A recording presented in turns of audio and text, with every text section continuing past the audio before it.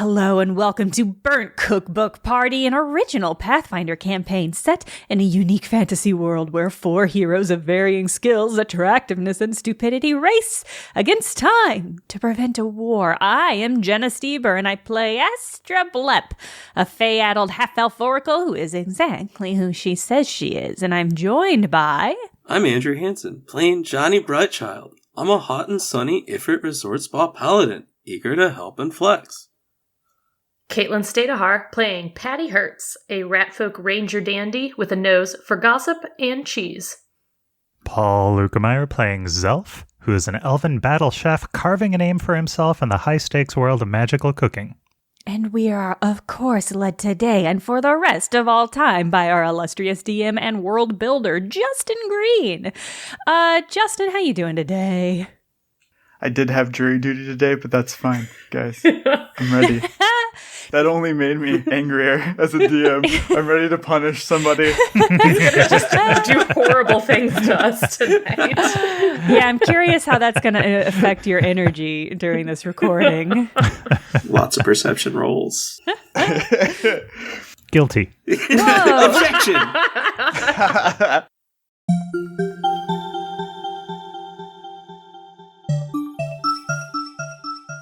Bovil says, let's go into the potion shop so we can talk privately. Following Bovil inside, it's difficult to see any signs of the potion shop that existed here before Shadowwind moved in.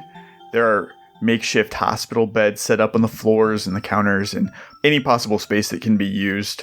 You notice that the vast majority of the patients are injured New Haven civilians, not soldiers. Clove and Ergon squads are rushing back and forth, tending to the wounded. Some of them acknowledge you as you pass through. Bumble, the tiny little plant who sounds like Beaker from the Muppets, is very happy to see you, Astra. Bubble leads you into the back, and you all squeeze into a small office space that is currently unoccupied. Once you've settled in, he asks you guys, are you familiar with the events of the Great War, when each god in the Pantheon picked a champion on Irisol and empowered them with mythic ability? Yeah, of course. Yeah. It seems like now, with a new war on the horizon, all of those previous supposedly immortal demigods are dying. Oh. And you can't convince me that that's a coincidence. Oh, yeah, that seems like bad news. I think that if I can reconnect the meteorite to the source, I can become the new demigod of Hibdal. Oh, jeez. Do you really want that, bud? It's like, it's the only thing that makes sense. I feel like this whole thing is just a conspiracy that everybody's out to get me. They're coming for me every time. Oh, no. I take offense at the term making sense in this context. I'm going to level with you, bud. This journal's a real tough read. And, you know, I really took for granted that it was all real. And now I'm having second thoughts. I'm a little bit nervous. Zelf, I seem to remember you trying to authenticate it and not being able to authenticate it, and now even Bovil is saying he's not certain it's really authentic. Bovil, did you say that the other demigods are dying? He says, for sure I know that Gaffinrit is dead, and that the last thing he did before he died was bring this meteorite to Nantarum. I think he was trying to find me. Why? Who understands the mind of a demigod? But I trust that Gaffinrit knew what he was doing. Justin, I want to make a check. I think a sense motive check. To see how crazy he is? Yeah, Paul. Yeah, I guess. No, don't let me put words in your mouth. Sorry, I want to hear where this goes. I think you're right. Like, I want to do a vibe check for how connected to reality I think Bovil is. A sense motive is... maybe not the right... I don't know if there is a check for this. Heal? Like, are you trying to diagnose him? I like that. I do have a small amount of heal. So let me roll that. He's probably got radiation poisoning. Ooh. That's true. Yeah, is 11 gonna help me at all? Probably not, huh? Is anybody else trained in heal? Yeah. Yeah, Johnny used massage to diagnose his psychological condition. Bro, Bovil, is your neck alright? Do you mind if I, Oh no, it's chiropractic. Yes! And I rolled a 10, so I got a 17, and it's daylight out. It's an 18. Incredible. Strange. Like tumors? No, just knots. It's radioactive. Tommy is going to add 2 to your check, Johnny. Oh, thanks, Tommy. Oh, yes. Nice. Yes. Tommy finds a piece of paper and scribbles down Nantrum Mines ? And it confirms the concern that you were already having. While you were working with the Sirocco healers in Beakram, Johnny, you saw a lot of miners from Nantrum who were exposed to high amounts of radiation from working in close proximity to where the asteroid struck. Many of the symptoms that Bovil is exhibiting are identical. Yeah. Also, he's just an alcoholic that has ravaged his body. Oh, no. Between the two, it's not great. Bro, I'm sorry I was so tough on you earlier. I didn't know. But you seem pretty sick, old man. And, like, you're, like, not taking care of yourself by, like, not sleeping and eating a balanced diet? How can I sleep when this is still going on, Johnny? I can't even talk to my family until it's over. Next week, my wife is going to write me a letter telling me she's pregnant with our 3rd child. But time always resets before it's born. God. Oh, my God. Thinking about it, it's messed me up, man. God damn. Bro, that also messes me up, and, like, I feel you. Yeah. When you said, like, the other demigods might be dying, like, I got kind of scared, because, like, you know, like, I'm a paladin of Gavilan, and, like, only the cat demigod of Gavilan is, like, kind of like somebody I really look up to, so, like, do you, like, know a way to check in on them to see if they're okay? At the end of every season, Molney travels to a temple outside of Fainalin. The students at the Magic Academy there bring their cat familiars to him for a blessing. That's usually how he gets knocked off in the journal. Oh, my God. Oh, so he dies in one of the loops? In every loop? In several of the loops. Thank you for telling me that, because, like, now I know I gotta go there and save him. So, like, that kind of, like, settles it for me. I got some going to Phenolin. Thanks, man. Jeez. Astra is having whatever the reverse of a panic attack is. Because she is starting... Euphoria? Yeah, like a euphoric sense of relief because she's starting to believe that maybe Bovil's just very sick and that this journal might not be real and that we might... The time is not collapsing in on itself. Yeah, and it's a relief, but a draining one. So, like, old man, do you know any cures for, like, radiation poisoning? Because, like, you're definitely suffering from it. God. And, like, if you're not going to take rest, you should, like, take some, like, herbs and, like, minerals and maybe some of these crystals. And he, like, reaches in his pocket and he's like, these crystals might help. Yes. Rub these crystals on yourself. Yeah, you've got to align your chakras, bro. Oh, yeah. Chakras. You're right. You seem to know this journal pretty well. You saying that Molney's gonna die? And that, like, super concerns me. Gang, I think this stuff is real. Zelf has perused this book, and if necessary, he'll flip back through it in the moment. Yeah. Is there anything in the book that it says happens that seems like really good evidence that the book does in fact know what's going to happen before it happens? Or failing that, is there something that looks like it would be a really good opportunity to wait and see, knowing that anything could change, but something that seems like a solid reference point? Yeah, is there anything that takes place close to when and where we are currently? There's a couple things. As you guys recuperate in the potion shop overnight, you search the journal for events that you can use as proof. A few things you've encountered already, the existence of the asteroid belt, also Abraham Neven's split. Oh, yeah. Oh, yes. Upcoming things that you know, Glorian dies. Oh, Glorian is almost always killed in New Haven. Okay. The other thing is that following New Haven, usually Taft Warsaw or Bovil Flask Forge, one or the other, is named a traitor to Berwyn and executed for things that happen in New Haven. Oh my. So there is an assassination attempt, sometimes a successful assassination, of Councilman Gamweir of the Gnome Council. Oh, bro. And one of the two of them are usually blamed for it. Oh, dang. The week after New Haven, either Ansel Farrell or Harville Glasscannon is killed in Fainalin during an attempt to avenge Glorahan's death. Uh-oh. Oh, jeez. I like that all the things that we can prove are just horrible things happening to other people. Yeah. Yeah, if this person dies, this proves the journal is real. So let's just let it happen. This is bleak. Bovil talked about getting a letter from his wife, letting him know that she's pregnant with his third child. And so that's something that's in the journal that always happens in the coming week that no one has to die to prove it's going to happen. So there's one for you. Right off the top, Justin, I have to ask. Yeah. Are we supposed to do a dramatic heist on the post office to get the letter?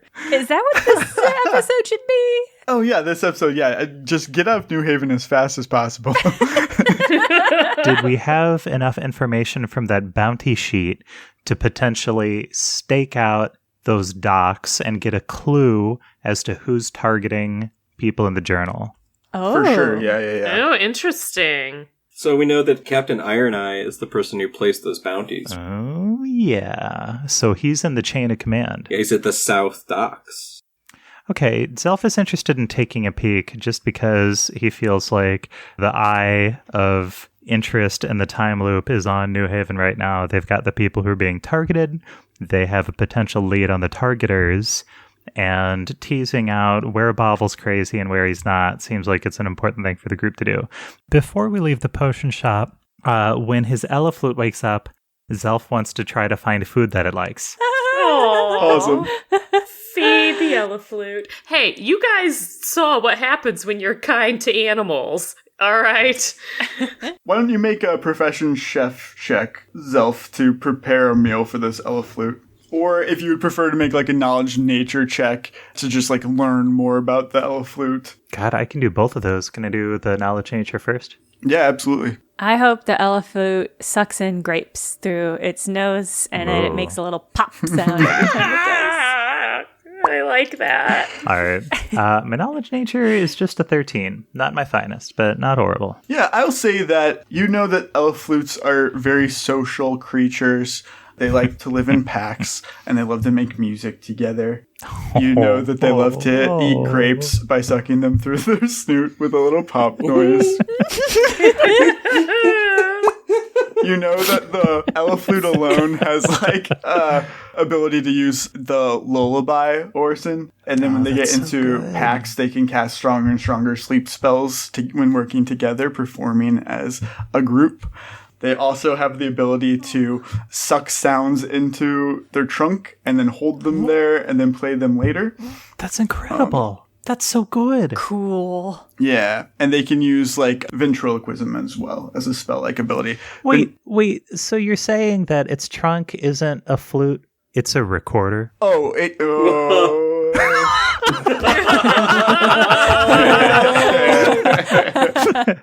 The other spell-like ability that it has, Paul, is vocal alteration, and that's the one that, as a Mjolnir chef, you could get by eating it. Oh, you had to say it. You had to say it, didn't you?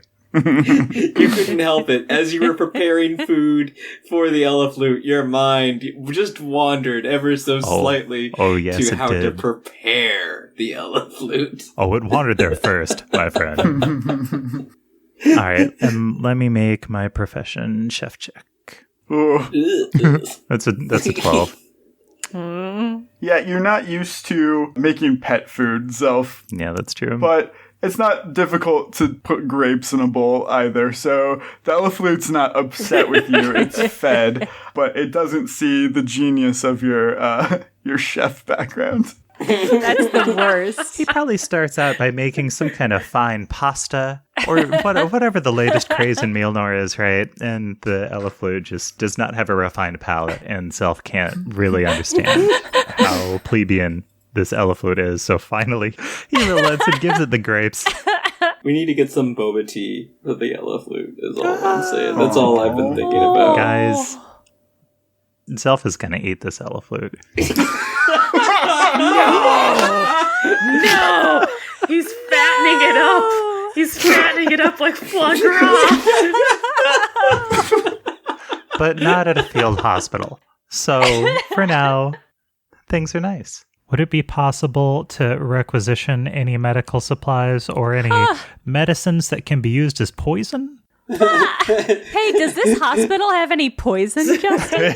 Every hospital has poison. What are you talking about? It's just the dosage, right? Can Zelf get a bottle of ether? Oh my god. Makes a killer ether cocktail. He does, doesn't he? It'd be a real shame. Man. I feel like Justin does not want us to have access to these things. Paul, I'll say that I'm not prepared for you to have ether, though I'm not against it.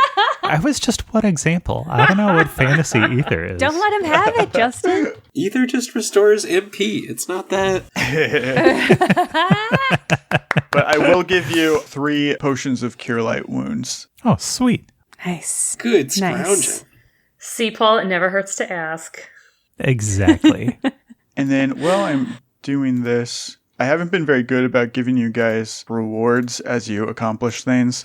Have we accomplished anything? We're alive. That's our reward. Oh, yeah, right. I added a couple bombs to your inventory that you picked up from his fun. shop as you were building his saw-style trap. So in your inventory, you have a dynamite stick and a chroma grenade. One deals damage, the other is like a Excellent. flash bomb. And then you have one really good item, which is a remote demolition bomb. So the others are kind of just like, they're little things you can throw.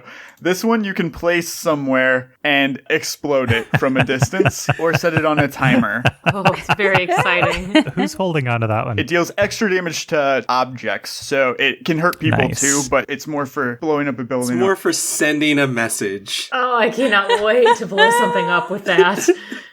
The next morning, as you guys wake up in the potion shop, and be sure to heal and stuff everybody too. Oh, yeah. Some of us got a little exploded. When you guys wake up in the shop, there's like a buzz going around. Prince Erling has arrived, and with him is Bentaro Valentine, who's acting as kind of his escort. I'll bet. Prince Erling is really just, doing like a Make-A-Wish type of thing, just greeting the injured and like being a celebrity more than being useful in any way. He eventually spots you guys sitting in the back and makes his way over. Prince Erling, this is who I was telling you about. Patty Hertz here, one of my best students. I think that you'll find that she may be great for the job that you have in mind. Oh. Astra is also one of his students, but that's fine. Erling holds out his hand to you, Patty, to introduce himself politely. He says, "It's an honor to meet you. I've heard great things. I'm hoping that I can talk to you about a task that I need taken care of. If you could help, it would be great, not just for me, but for your country, for Berwyn." I'm so flattered to hear that you've heard such nice things about me, although I'm not surprised.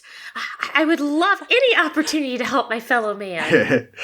He kind of pulls you aside from everybody else and is like, "Let's take a walk." Oh, well, yeah, we'd all love to. This walk better not end up with me in a bomb vest again.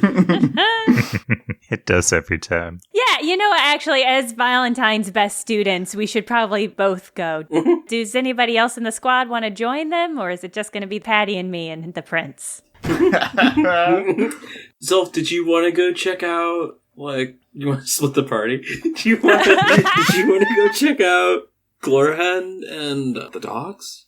The two things I want to do are I want to check out that lead possibly, but more so I want to save our 2 Shadowend student friends who are being targeted, because that might help us find whoever's targeting them too. It can't all be coincidence at this point. So finding Glorhan and Pearl, as well as maybe staking out the docks. So those are Zelf's 2 things. Don't leave without us. People around here will be able to give you updates as to if they've heard anything about what happened with Glorhan. Zelf assumes that this little walk isn't going to take too long. So he says, "I think we need all of us for that trip.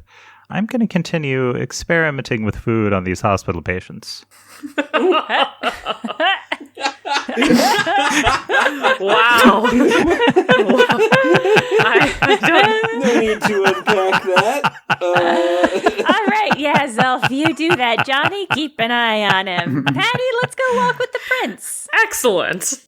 Johnny, while spending time in the potion shop, you do hear talk about what happened with the other missions.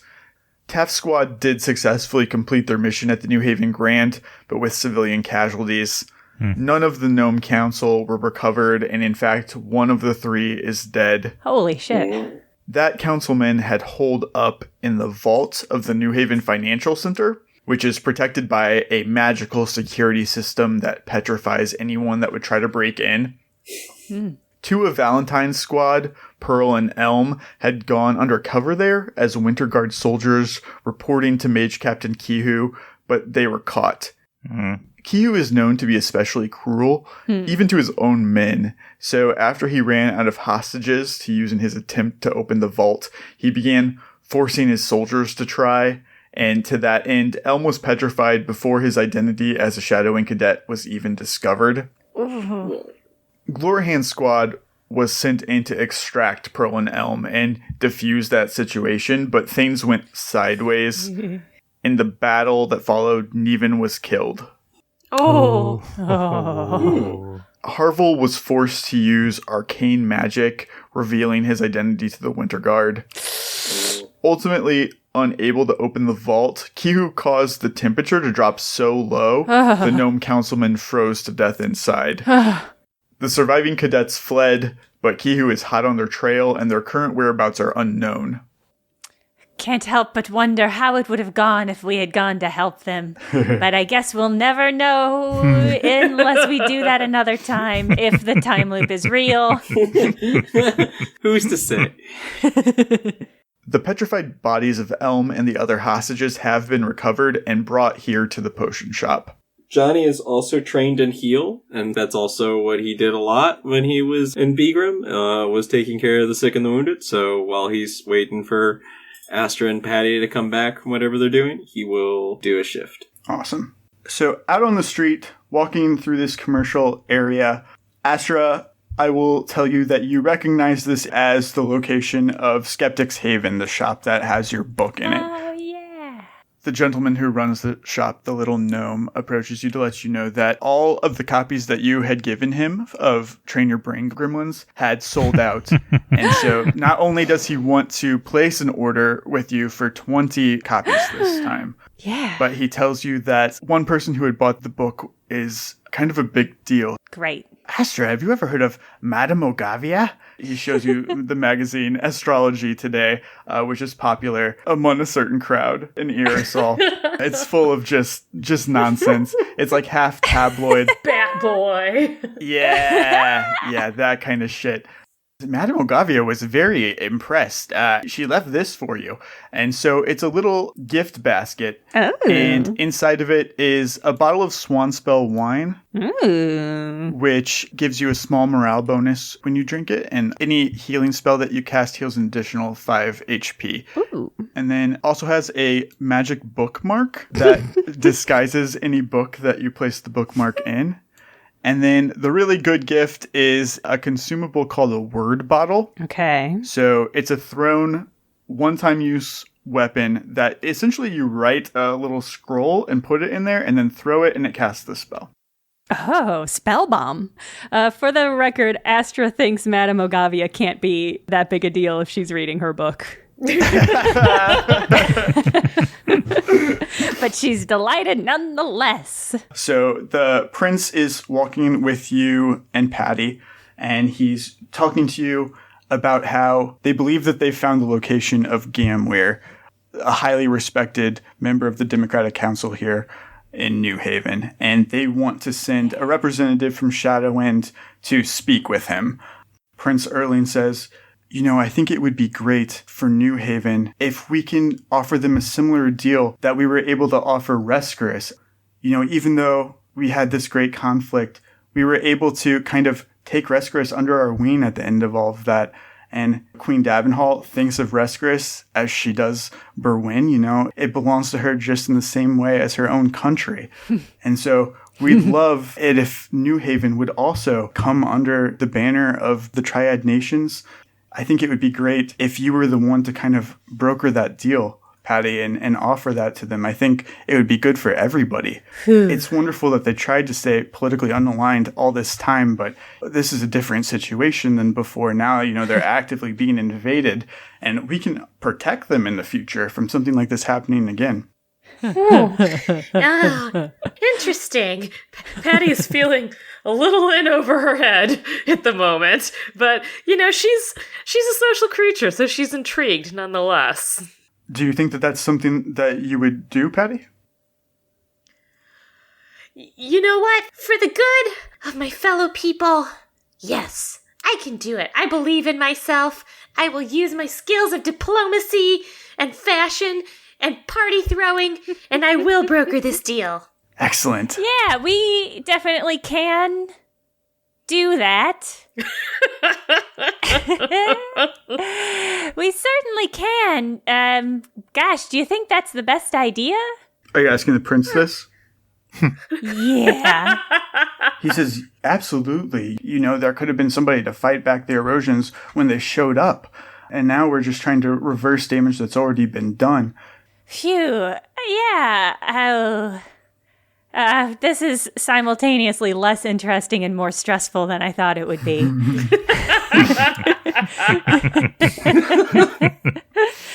Yeah, Patty and I can definitely take care of this. He doesn't know exactly where Gamware is, but he does have a lead, which is that he's in some sort of rooftop garden. So that's all you have to go on that. Are we expecting him to be under, a heavy guard? Should we be prepared to just walk right in, or is there going to be resistance? I don't think that there'll be any resistance. They're pacifists. There's not a lot that he could probably do. I think that he'll probably be hiding pretty well, but our sources say that this is where he would go. Come on, Astra, we can sniff him out. Yeah, that's the spirit, Patty. You can trust us. Excellent. I'm glad to hear it. And then he kind of bows to you guys and parts ways. Great. Chaos. Oh, Patty. Diplomatic chaos. Patty, what are we going to do? I mean, I know we can convince this guy. I mean, maybe he'll be into it, right? Yeah, no, maybe he'll be into it. We should just talk to him and figure it out. It never hurts to ask. Yeah. Probably. Probably it never hurts to ask. We'll just have a simple conversation with him. Boy, this is, we've got so much on our plate. This is really stressful. We should invite him to tea. I was sort of thinking we would go to him, although, gosh, when you say it like that, I bet Zelf would whip out a pretty brilliant tea, huh? Oh my god, afternoon tea is the perfect setting for this kind of thing. Well, maybe we can take tea to him after we restore the meteorite and cure Bovil of his insanity. Like a picnic basket. And save Glorhand and Pearl and figure out who's targeting them. Excellent. Yeah, excellent.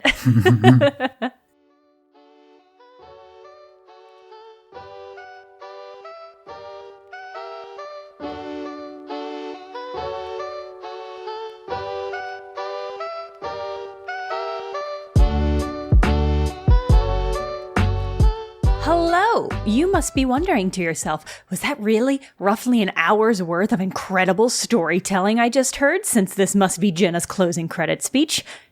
No! It's only the midway point, and there's way more priceless hijinks to come, probably about roughly half an hour's worth. But I wanted to let you know that in addition to our Twitter account at BCBParty and our email at bcbparty@gmail.com, you can also now contact us through our new official Discord. It's free and open to any listener who's listening right now when this episode originally goes live. In the future, when we have a Patreon, it'll be an incentive. But we wanted to, invite all you early adopters to have access since, we're really grateful that you've been writing reviews and telling friends and posting about the show online. It really does mean a lot to us, and it really does help the show. I cannot emphasize enough how beneficial that is for us. So, come hang out on the Discord. You can find a link to the Discord on our Twitter feed, which is, again, at twitter.com/BCBparty. You don't have to have a Twitter account, just a Discord account. And I'll be refreshing that Discord link regularly so it doesn't expire, at least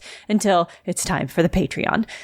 I don't know when that's going to be, but sometime in the future. It's nebulous. Who knows? The Discord's great, though. We have a channel just dedicated to posting pictures of pets and other cute creatures that people have seen. It's incredible. So you should come hang out. Okay, back to the show.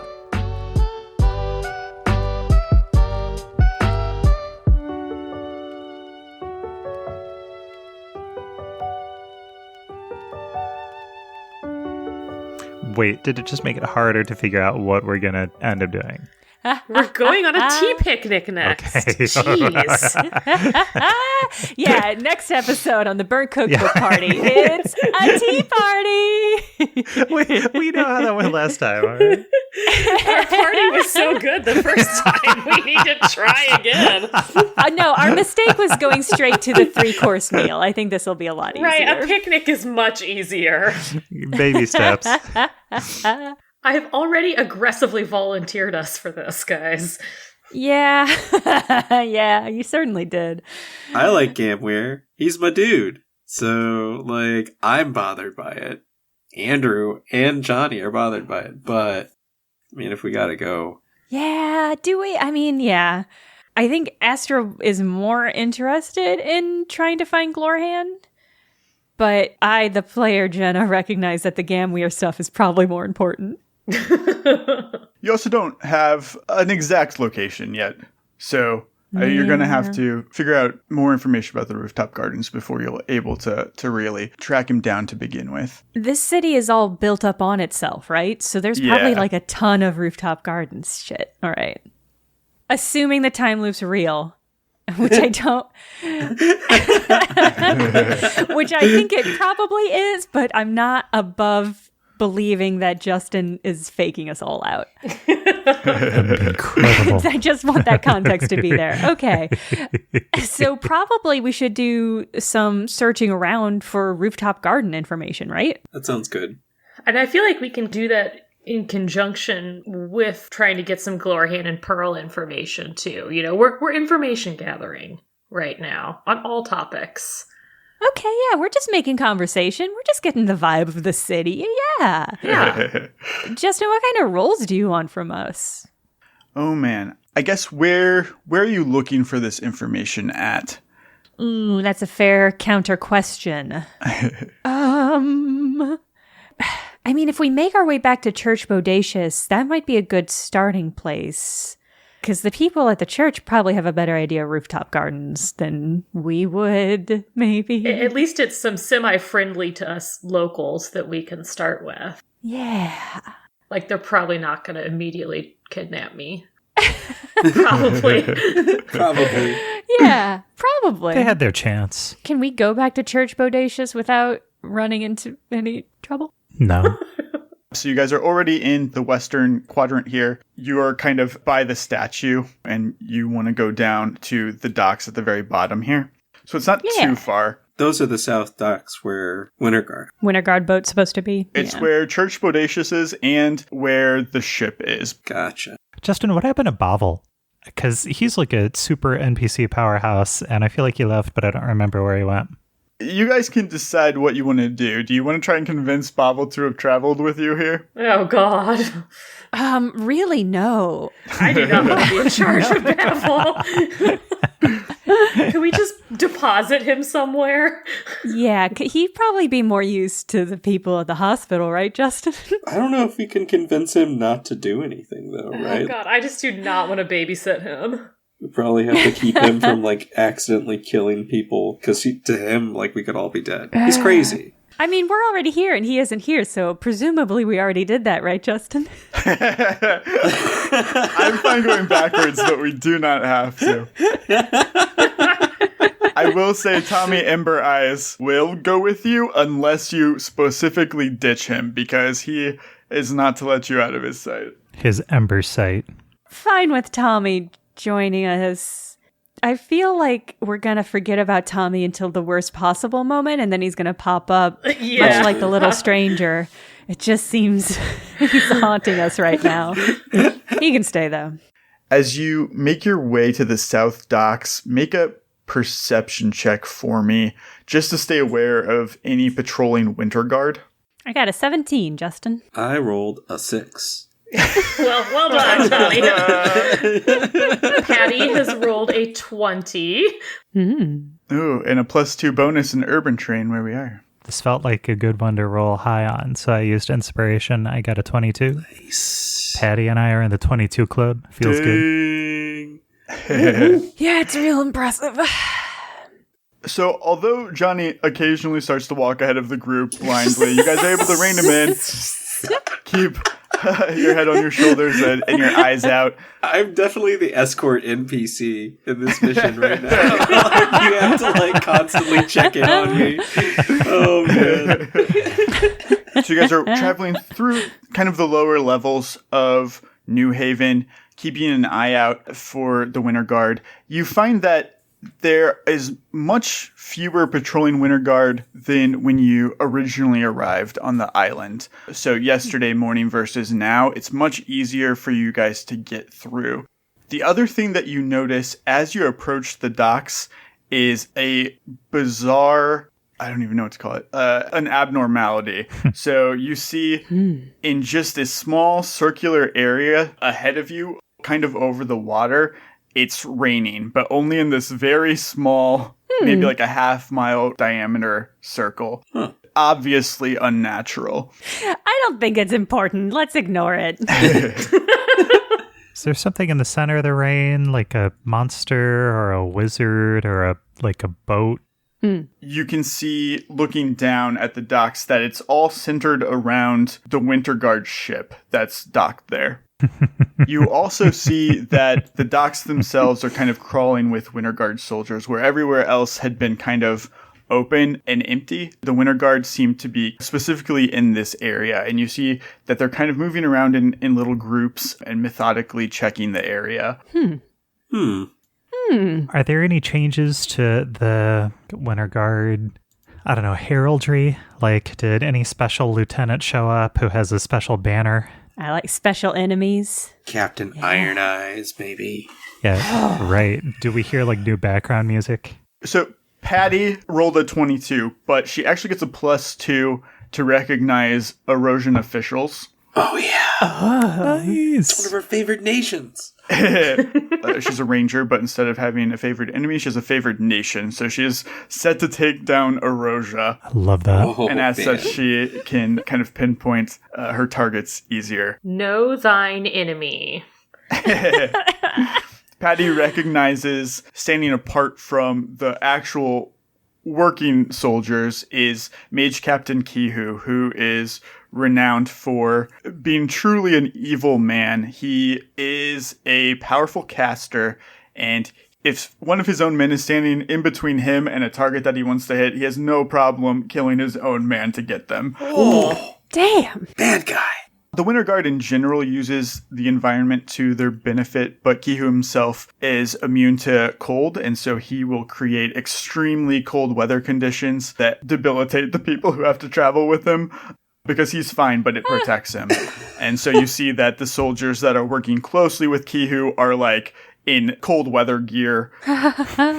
Fucking horrible and incredible, Justin. Okay. He sounds like a real dick. Was this the guy who was trying to break into the vault? Yes, he is. Okay. He was the one that was forcing his own men to try and open the bank vault that was petrifying people. Yeah, that was the tidbit. Yeah. Zelf is like, this technique. I know this. Wait, does that mean there's a chance one of our classmates is still disguised as his men down at the dock? You would have to get closer to tell for sure. But Pearl was also there, yes. Oh, well, oh my. Okay, so one of the targets might be at the dock. In disguise. Yeah. Okay. Uh-oh. Whoa. Do we have a means to contact her? Could we whispering word Pearl and tell her to, like, meet us at a location? So, Whispering Wind delivers to a location, not a person. So I've got a feather token bird, but that's also not very inconspicuous because it does just turn into a bird. Does Zelf have any spells that are going to contact a person discreetly? That's not really your wheelhouse, huh? Guys, I could blow something up. Is that helpful? The opposite of helpful. The opposite? That's not what we need right now? I think we should convince one of our friendly neutral gnomes to case the docks because, like, they're supposed to be in the city. We're not. Okay. I don't know how we're supposed to find Pearl, though, if she's in disguise. Can I just look and see if I see Pearl? Oh, there we go. Like, maybe it's not a very good disguise. Yeah. So the Winter Guard are almost completely covered. Especially the ones working with Kihu because they've got to endure the extreme cold conditions. Okay, all right. I would let you use your previous perception roll, which is very good, but you would not, just looking at them, necessarily be able to tell them apart in any way.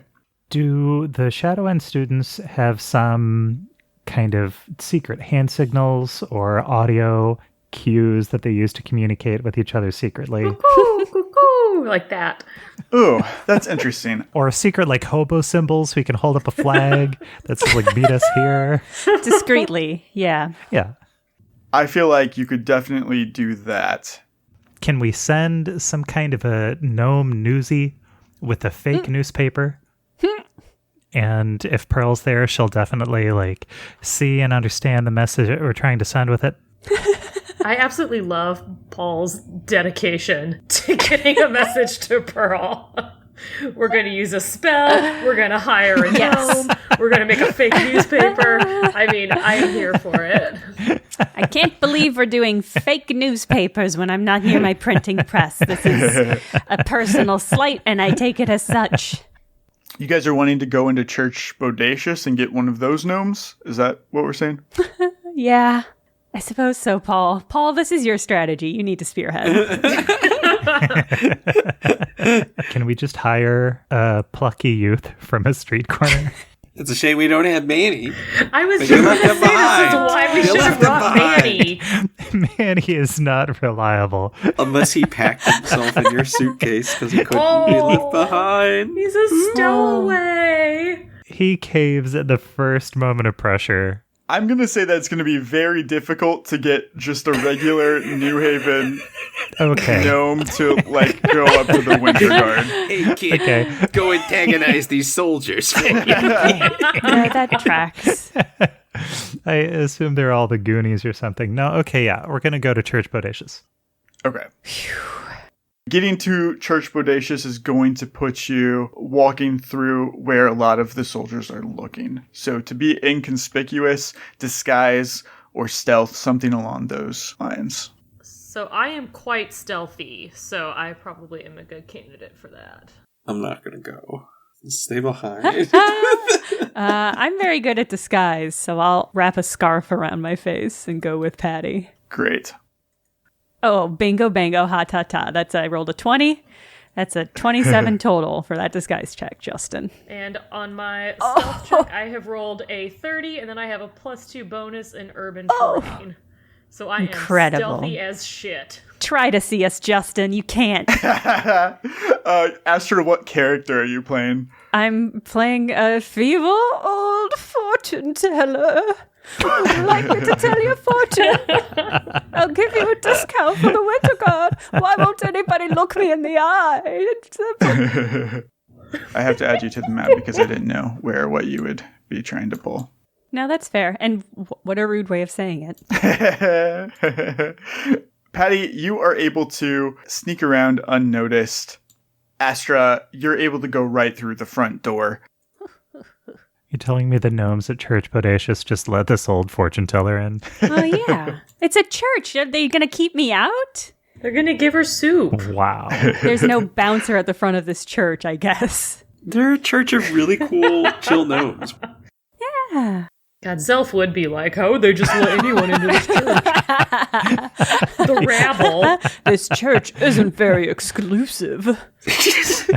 He only wants to go to places he can't get into. Oh my god, this map is incredible. Wait. Justin made a map for a place And then you that went we all there. went to. And then you went to it, guys. You went to it. Justin, it's a Christmas miracle. Merry Christmas, Justin. This is what we got you. Astra, you are able to walk right down the street through the Winter Guard who are knocking on doors and just kind of accosting people looking for Pearl and Glorahan in all of these residential and commercial buildings. You pass all of them until you reach the large wooden front doors of Church Bodacious. Through the stained glass, you can make out that there are 2 soldiers inside. Are they being menacing, Justin? So the gnomes are clearly frightened, but they're not like actively attacking them or anything like that. They're just kind of being aggressive, like, are you hiding anybody in here type of thing.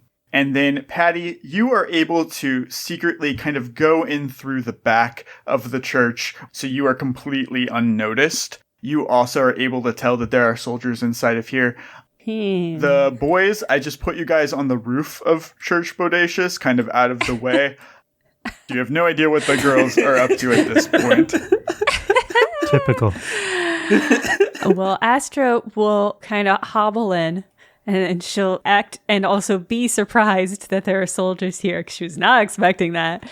And she'll go, "Oh, I'm so sorry. I just came to pay some alms. I didn't realize there was a service, and oh no, you're just bothering these gnomes, I guess. Would either of you like a fortune red?" One of them goes, "Oh yeah, I'd like my fortune read." Oh no! Oh, cool. And now Astra has to tell fortune. Don't you think that maybe if we got our fortune read, it could help us like locate these 2 people? Like maybe it's in the cards. Yeah, whatever, man. You just want to ask if that girl's going to say yes to a date. Well, Astra will scurry over to a pew and pull out a deck of cards from her pack and lay out a nice handkerchief so it looks all formal. And she'll say, "Sit right here, Sonny. I'll tell you a fortune." Yeah, the interested one does go and sit down with you. The other one kind of like Hell yeah. rolls back like annoyed and just goes and waits like by the wall. "Go ahead and cut this deck for me, son." He does, and he's like, "So we're looking for these 2 girls specifically, but if you happen to see any information about a third girl who maybe is completely unrelated, like, that would be great too. You can tell me about that." Astra winks and nods, and she shuffles her marked fortune teller cards. Nice. Yeah. So this is a common deck. It has simple drawings on parchment scraps or simple wooden plaques, and they are marked so I can order them in any way that I would like. And I want to order them so that it's a 2 of cups, and then the Hierophant, and it'll be a 2-card draw because I can't think of a third one. So she makes the soldier shuffle them, and then she has him draw the top 2 cards, which are those 2 cards. Great. And she says, "Oh, yes, it looks like the 2 of cups, as we know, represents the youth and women. So if you're looking for maybe some young women, and the Hierophant can mean so many things, but as you can see, the position it's standing in is very similar to the sculpture that's at the very center of this town." Oh, yeah, the statue of Idon. Yeah, I know that. Yes. They must have lost us by the statue, and we thought that they went down here, but I mean, Kehoe doesn't know what he's doing, man. Yeah, I know. I know that because I'm a fortune teller. That guy seems like he's pretty fucked up.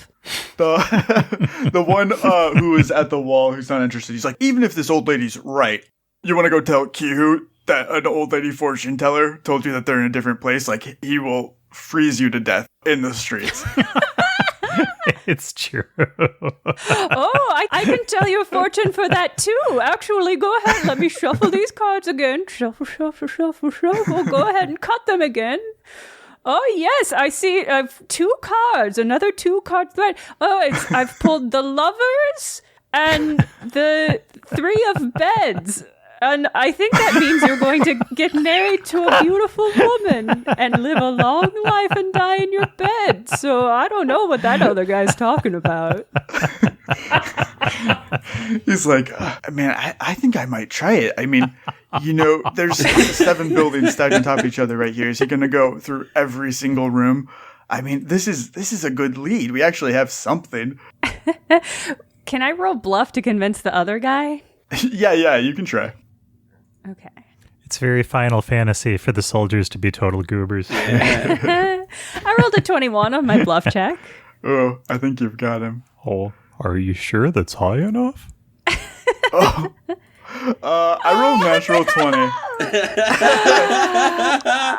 This guy's not buying it. Quit messing around. Not buying it at all. But the other one is so excited. He's like, oh, thank you. Thanks so much. And he's out of there. Oh, young man, you don't want maybe come over here and sit next to Granny and I'll tell you a fortune? He's like, that's okay. I've got work to do. And he follows the other one out. Okay. I can't believe they didn't pay me. So the coast is clear now. The 3 gnomes are alone. They're like, were you wanting to make a prayer to Gavilan? Oh, I could use some wine since I saved your life, but it's just me. It's Astra. We met earlier. Hey, it's Astra. I could use that wine, though. That would be great. Like, oh, it's Astra. They're clapping. They go and they get you the wine. When they go into the other room to get the wine, they see Patty, and they're like, oh, it's Patty. I was going to say, Patty wants to come out of hiding before the wine is served. It's just communion wine. It tastes terrible.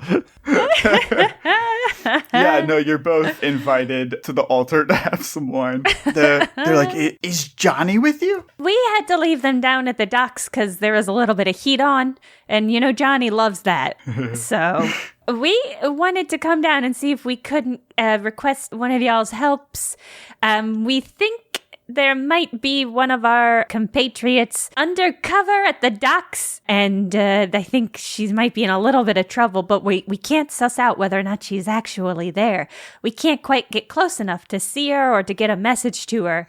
We were hoping maybe one of you guys would be able to get closer. They kind of talk amongst themselves, and they're like, we would be willing to, yes, but will you deliver a message to Johnny for us in turn? Yeah, of course. There's a woman down there. Her name is Iron Eye, and she knows who Johnny is, and she's looking for him, and we think that she's going to hurt him if she finds him. Oh, boy. Finally, we have a use for the narc wand. Astra is going to pull it out immediately, waste absolutely no time, and send a note to the location where they left Johnny and Zelf to let them know that Iron Eyes apparently knows Johnny and it has her eyes out for him, and that he should maybe try to be careful. She's going to direct this mostly to Zelf. Okay. Zelf, make sure Johnny stays undercover. To the responsible party. Yes. The gnome's like, can we add one more detail? Oh, you weren't done talking? Yeah, get in on this message. Iron Eye has something of Orum's. Ooh. Okay, that doesn't mean anything to me, but He'll know what that means. Astra, well, P.S. To Zelf, tell Johnny that Iron Eyes has something of Orem? That's probably good news. Okay, I'll see you guys later. Love you. Okay, that's entirely one directional, right? Yeah. Amazing. Out on the roof, where Johnny is lovingly placing a cloak over Tommy, so he's not in the rain shirtless. The message from Astra travels on the wind and speaks from nowhere out loud to you guys. Whoa. You're not going to repeat it? You're not going to repeat exactly what I said back to them? Word for word. In your best Astra voice? This is recorded. We're going to know if you got it wrong. We'll do it in post. Cheater! Zelf scratches his head and says, do you think or is a verbal tick? Some people say some people say Paul. That could be. I was thinking that it was Orem, my master. But you're right. that could really change a lot of things. No. Johnny, I trust your instincts. Let's go with that. I definitely gotta find this Captain Iron Eyes, though, because I guess she's got something of Orum's. Wait. And that's pretty important to me. Wait. No. That's what the message said, right? The message said Iron Eye was trying to, I don't know, destroy you. I don't think we should go see her. Dude, I'm thinking Iron Eye's gonna be like this point we've like all gotta just deal with anyway. Like, because Captain of the Winter Guard's just hanging around here. Also, maybe she's making it rain. This is exactly why I directed the message to Zelf. Or, before we jump into anything, do you know Iron Eye personally? Professionally? Johnny will scratch his head and think real hard. No, I can't say I do, though, but, like, you know, like, that's not strange. Fair. It's worrisome, though. Do you know how she would know your master? Honestly, dude, like, I've killed a lot of Winter Guard, so, like, it wouldn't surprise me if she's just, like, got it out for me. Like, that's just kind of how war goes, you know? Fair enough. Like, cycle killing stuff. Another disturbing thing in a Valley Boy accent. Yeah, right. Johnny, I think you're right, but I think we need to do things in the right order. And we can't go running off to meet Iron Eye before Patty and Astra come back. That would be rude. You're right. It would be rude, bro. You're right. Is there any way to tell, now that they're kind of peeping from the roof, any particular troop movement? Oh, yeah. You guys see down below on the stairs kind of outside, 2 soldiers exiting Church Bodacious. They kind of meet up with Kihu and 2 men that he's standing with on the stairs. They have a conversation that you're too far away to hear anything about. And then you see Kihu turn and behind his back just throw like a cone of ice that freezes both of the 2 men. Oh my god. What? Well, serves that one guy right. This dick? Who is this guy? He'll, like, lean over to Tommy and be like, see, bro, like, this is exactly what would have happened to you and your dudes if you tried to deal with the Winter Guard. This dude looks like a total bag. Let's cut back to Astra and Patty. Listen, you can't let any more of those soldiers in here. I know you're a church, but we're gonna leave and you gotta lock your doors and you've just gotta not be a church for a while, okay? The one who has agreed to go kind of case the joint, he walks with you and the other 2 are like, we'll lock the door right behind you. Okay, thank you. Hey, what's your name? New kid. His name is Demtup. All right, Demtup, we're going to have to be a little bit stealthy on our way back. I mean, you probably less so than us. So we're going to do our various forms of skullduggery. Just try to keep up. She's going to hobble back into the street as the wily fortune teller. Great. You and Patty, I won't make you roll again, are able to reconnect with the other 2. Everybody meet Demtup. Demtup! Hi, Demtup. He's going to help us. Hello. Do any of you remember what Pearl looks like? Does she have glasses? I think she had hair. Patty definitely knows what she looks like. Okay, good. Curly red hair. She has no fashion sense. She's a weird little goofy human girl. Very Patty-centric. Yeah, I love the idea of Patty's like, she's in disguise. She's probably wearing a Winter Guard uniform, which is good because her outfits are just horrible normally. She's gonna look way better than she's ever looked before. Is there a picture of Pearl on the bounty from the Winter Guard? Yes, there's a drawing of Pearl and Glorian on the bounty. Oh, damn. Okay. Good call. Assuming that Pearl is, head to toe in a stormtrooper outfit, so the picture might not help, but it's there if it helps. What do we want to tell Pearl? She's wanted and she's got to get out of there as soon as possible? Meet us at Church Bodacious? Yes. I did tell them to lock the door, which in hindsight, no, it was the right thing to do. Never mind. Are we going to run into any issues with Tommy if we bring Pearl to meet up with us? We'll find out. We'll find out, maybe. Are we going to do it anyway? Yes. Yeah, it's not a problem until we find Pearl and Glorian. Probably, yeah. Maybe. Yeah, that's true. Right, Tommy? It's not a problem until we find both of them? He nods silently. And even then, it's not a problem until we find both of them and then don't go to the Thieves Guild. Right.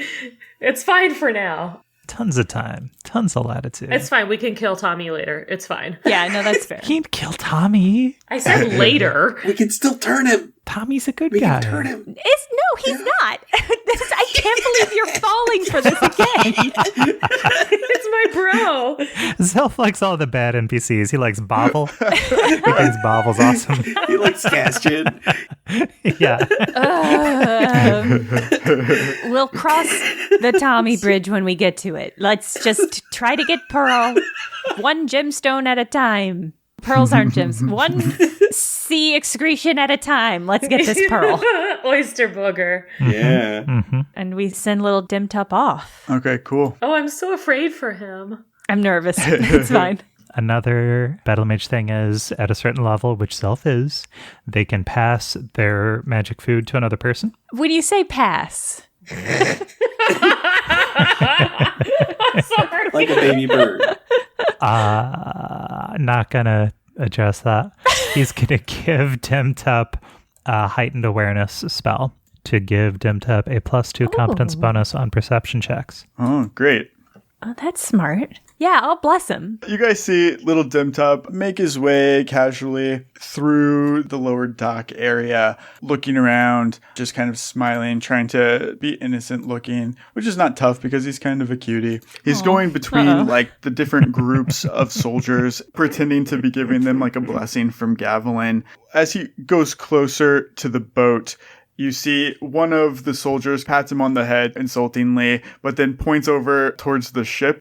You see a large construct climb down like the wooden planks from the ship onto the docks. It's like this hulking piece of metal with little stout mechanical legs that it can walk on. On the front of it is like a large vent that's like glowing like this orange red, and like steam is coming out of it. Ooh. And then at the top of it there is a long like coiling snake of an arm that kind of thrusts forward. At the end of it is like a grasping claw that's large enough to pick up an adult human. It has like 3 sharp prawn grabbers, and it's opening and closing menacingly. There are like 4 Winter Guard engineers that like are surrounding it and just are constantly like adding or removing parts on the go. Demtup looks absolutely terrified of it, but they're just like bringing it off of the ship, and the soldier's like, look, this thing could kill you if it wanted to. Wow. Don't try anything, kid. Demtup's trying to get away, but the guy's just like bullying him. That is awesome. Is there just one? How many of these are there? There is one large construct. Oh, Lord. It's gigantic. We gotta capture it. What?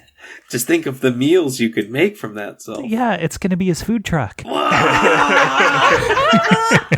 food mech? Exactly. God, that's tempting. Right? Like, I can't tell you how badly I want to steal this thing and ride it around, but I feel like we would all die in attempting to do so. Yeah, absolutely. And we haven't figured out whether or not the time loop is real yet, so that maybe that'll be okay and maybe it won't. End of game. Should we try to plant that remote bomb on it, or is this thing like not that important? yeah. I don't want to blow it up. I want to ride it. Let's let Demtup well. finish his rounds. I think Demtup's about to run away. I think Demtup eventually gets back to you guys. Okay. He's definitely more shaken than before. He's like, oh, do you guys see that thing? Demtup! He imagines there's got to be like some sort of very bro-y, like fist bump handshake that Church Bodacious has, that he's going to do that also as soon as he sees Demtup. Like, yeah, that was righteous, bro. Good job. Does it look exactly like when you bump your fist and then like send your fingers out and it's like the Yes. rays of the sun? Yes, that's exactly. I didn't find anyone named Pearl, but someone did seem to understand the message that you were sending. And he sent a message back. And the message was, baby angel? Angel. Baby angel.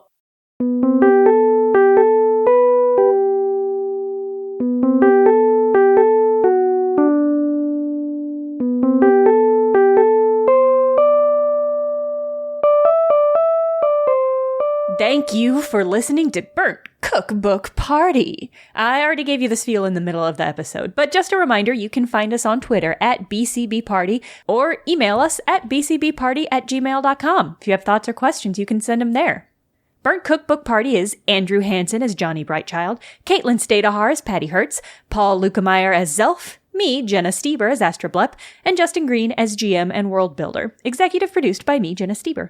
This episode was edited by Andrew Hansen and Justin Green.